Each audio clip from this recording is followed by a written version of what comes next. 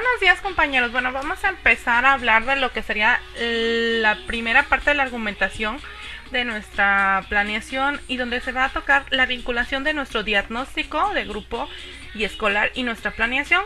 Parte del momento 1 de nuestra etapa 2, que es el proyecto de enseñanza para la evaluación docente aquí en nuestra patria, que es México.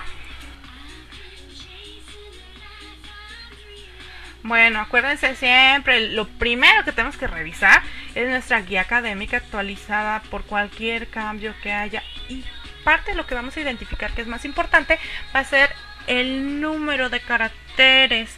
Puede ser, bueno, nos dan un mínimo y un máximo y pueden ser caracteres, palabras o renglones. Recuerden que en Word tenemos una forma de medirlo sin que vayamos midiéndolo palabra por palabra. Si gustan, después les comento cómo se puede hacer esto, pero hay que tenerlo siempre bien en cuenta y siempre apegarnos a la guía académica. Ahora, en la tarea evaluativa número 2, cómo las actividades que incorporó en la planeación de su secuencia didáctica atienden las características de desarrollo y de aprendizaje de sus alumnos de primaria, así como los contextos escolar, familiar y sociocultural identificados en su diagnóstico. Entonces, si se fijan, vamos a retomar nuestro diagnóstico. Por eso les decía anteriormente que todo tiene que cuadrar. Vamos a las preguntas de andamiaje. Bueno, aquí miren, tenemos la tarea evaluativa al principio. Luego pueden ustedes observar las preguntas de andamiaje, que son 3, numeradas del 1 al 2 y al 3. Y luego en azul, ya saben, en azul les ponemos parte de lo que ustedes pueden ahí mencionar como para completarles la información. Ahora, pregunta de andamiaje 1. ¿Cómo vincular las características de desarrollo y aprendizaje con la planeación de su secuencia didáctica?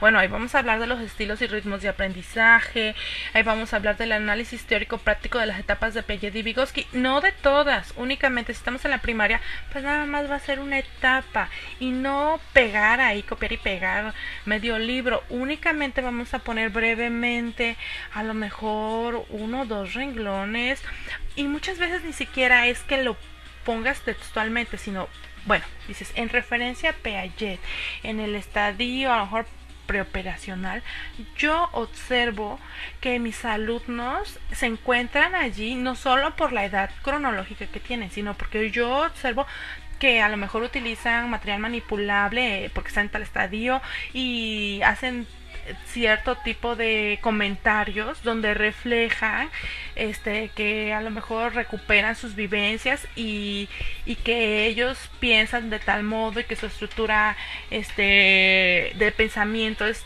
de tal modo que a lo mejor ya están dejando de lado esta parte del ego de estar él mismo, vivir para él mismo, y ahora ya el alumno ya es más sociable. Ahora, cuando nos vamos a Vygotsky también hablamos de la etapa en la que lo encontramos y no vamos a decir Vygotsky dice esto, no, o sea, vamos a hacer un análisis de lo poquito o mucho que se observa, porque recuerden, de nada nos sirve aprendernos las teorías si vamos al aula y no encontramos ni la referencia, o sea, no tiene nada que ver. Entonces, lo poquito o mucho que encontremos, que sí estamos siendo capaces de analizar en nuestros alumnos, de encontrar, de identificar, pues de eso vamos a hablar. Tiene que ser algo muy vivencial, muy de tu práctica. Acuérdense, cómo vincula las características de desarrollo y aprendizaje con la planeación de su secuencia didáctica. Aquí, por ejemplo, entra también lo de el reto cognoscitivo. Bueno, ¿cómo mis alumnos van a ir de este conocimiento previo donde a lo mejor ellos nada más saben que el cuento pues es una narración bonita, a la parte donde ellos ya asumen que en el cuento va a haber un inicio, nudo y desenlace, que va a haber personajes, que va a haber escenarios, ¿me entienden? ¿Cómo vamos a llevar al niño de esta premisa a la siguiente? Y cómo a lo mejor en los grados posteriores ya de ese cuento vamos incluso a desarrollar una obra de teatro. Entonces, aquí hay que ver cómo estas características del desarrollo de los alumnos las relacionamos con nuestra planeación. Como les decía, si estamos hablando de alumnos a lo mejor de secundaria, pues obviamente el nivel el grado de dificultad va a ser ya mayor, pero también tenemos que especificar por qué, porque si estuviéramos hablando de alumnos con rezago, no vamos a planear nada más de acuerdo al programa. Vamos a poner cómo vamos realizando este andamiaje para que lleguen, para que superen el reto cognitivo y que realmente el alumno pueda aprender y no nada más estar diciendo, pues no lo logró. Lo lograron 3, que son los más aplicados de siempre, y los demás pues como siempre no pudieron hacer nada. No, recuerden que vamos a sacar al grupo adelante, todo el grupo va a avanzar. Entonces aquí lo único que tenemos que hacer es argumentarlo. Ahora la número 2, ¿cómo vincular los contextos escolar, familiar y sociocultural descrito en su diagnóstico con la planeación de su secuencia didáctica? Igual vamos a hablar, por ejemplo, aquí de cada aspecto. Aquí se los numeré el 1, 2 y 3. Entonces vamos a hablar del contexto escolar. Ojalá pudieran sacar un párrafo o medio párrafo. Luego el familiar y luego el sociocultural. No den por hecho que porque ya hablaron de lo familiar, ya hablaron de todo el contexto. No, hay que hablar de cada elemento de este contexto que ustedes pusieron.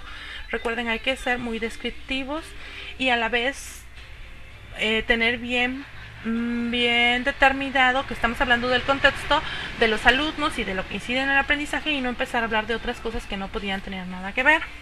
Ahora, ¿de qué manera las actividades de la secuencia didáctica responden a las características de desarrollo y de aprendizaje de sus alumnos?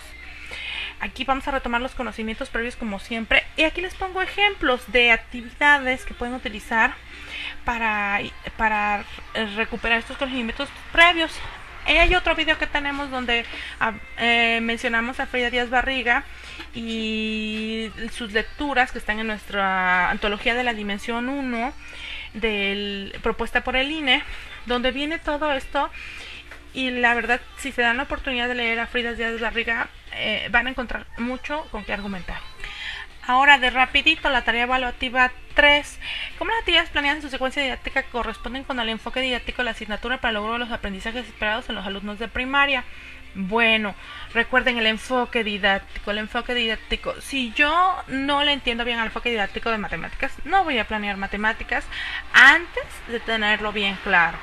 Si yo le entiendo bien al enfoque didáctico de español, entonces ahí planeo. Si yo doy clases de historia, necesito entrarme en el enfoque didáctico antes de empezar a hacer todo lo demás, porque si no, va a ser un trabajo perdido. A lo mejor tus actividades están súper bien, pero pues no las relacionas como debían de ser y entonces la argumentación no te va a ayudar porque tú realmente no manejas bien el enfoque didáctico. Ahora, ¿cuáles son las características de las actividades que consideraron la planeación de su secuencia didáctica? Aquí les pongo un ejemplo con letritas azules. Sesión 1, y yo les propongo, por ejemplo, actividades para integrar conocimientos previos. Sesión 2 y 3, ejercicios prácticos, borradores del producto. Sesión 4, elaboración del producto final. Sesión 5, socialización del producto final para compartir y llegar a conclusiones grupales. Esta solo es una propuesta. Ustedes, nada más es para que se den cuenta cómo vamos de menos a más. Ahora, en la pregunta de andamiaje 2, ¿de qué manera las actividades planeadas responden al enfoque didáctico de la asignatura? Aquí sí podríamos poner una breve cita, pero recuerden, si podemos poner una cita, ojalá la podrían poner pues con cursivas o que se note dónde ustedes están citando y dónde están poniendo el análisis. Lo que se va a lucir es el dominio que ustedes tienen de esta teoría para llevarlo a la práctica, para vincularlo con lo que ustedes observan. No que se sepan de memoria tal o cual cosa. Aquí el ejemplo: de acuerdo al programa de estudios del año tal, de la asignatura tal, en el grado tal, para educación básica en este caso, del nivel primaria, secundaria, el que sea, el enfoque didáctico consiste en cortito y explicar o relacionarlo con las actividades propuestas. Es más rico lo que tú relacionas con tu práctica. Ahora, ¿por qué las actividades de su secuencia didáctica favorecen el logro de los aprendizajes esperados? A ver, pues sí, ¿no? Si yo quiero que los alumnos al final me desarrollen a lo mejor la carta y que hayan identificado sus elementos para que después sean capaces de elaborar cartas, bueno, esta secuencia didáctica tiene que ir a esto. Si yo los pongo a que a lo mejor los niños nada más copien y lean un cuento, pues no tiene nada que ver con la carta. O sea, a lo mejor yo dejo unas tareas que no tienen nada que ver y que nada más investiguen en internet, pues tampoco. Entonces vamos a vincular todo. Por ejemplo, si se trata de la asignatura de español, anotar el aprendizaje esperado. ¿Cómo se llama la práctica social del lenguaje? ¿Cuál es el orden cronológico para que se llegue al nivel logrado requerido en dicho aprendizaje esperado según el grado escolar? Ahora, ¿cómo va a impactar esto que estamos diciendo en nuestra argumentación? Vamos a volver a nuestros apuntes. Aquí algo que les quiero mencionar es que ojalá y en su planeación tomen en cuenta incluir actividades con el uso de las TICs y también actividades lúdicas y actividades de acuerdo a los 3 estilos de aprendizaje que estamos tomando en cuenta para la educación básica. Ya para educación media superior o para otras pues podrían variar, pero por favor tómenlas en cuenta, porque si no hacemos uso de estos materiales educativos, de actividades focalizadas, si no le damos atención específica o ciertos apoyos a los alumnos con rezago, con necesidades educativas, pues ahí tenemos muchos huecos en nuestra planeación y en nuestra argumentación. Muchas gracias. Y también se pueden suscribir y darnos